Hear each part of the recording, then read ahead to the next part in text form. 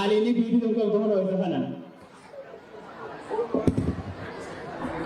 الحمد لله الذي أنزل على عبده الكتاب ولم يجعل له عوجا قيما لينذر بأسا شديدا من لدنه ويبشر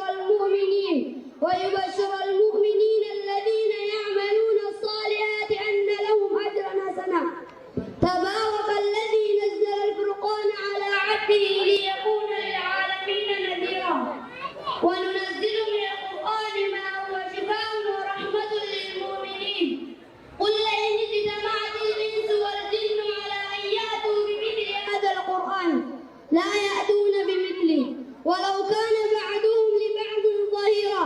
وأشهد أن لا إله إلا الله وحده لا شريك له وأشهد أن محمدا عبده ورسوله. أما بعد فموضوعي لكم فضائل القرآن الكريم.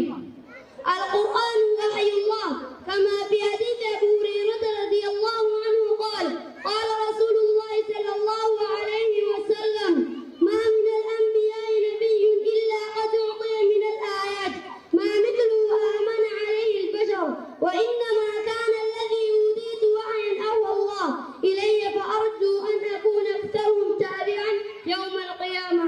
متفق عليه.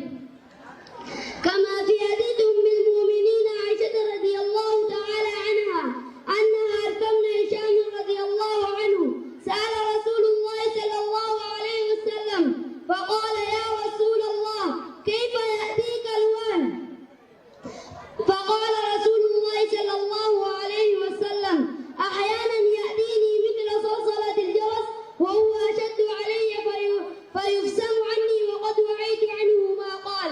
وأحيانا يتمثل لي الملك رجلا فيكلمني فأعي ما يقول.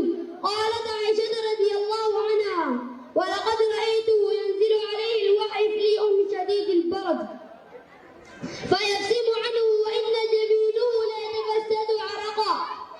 الوضوء للقرآن كما في حديث سالم بن عبد الله بن عمر يحدث عن أبيه رضي الله عنهما أن رسول الله صلى الله عليه وسلم قال لا يمس القرآن إلا طاهر وسحه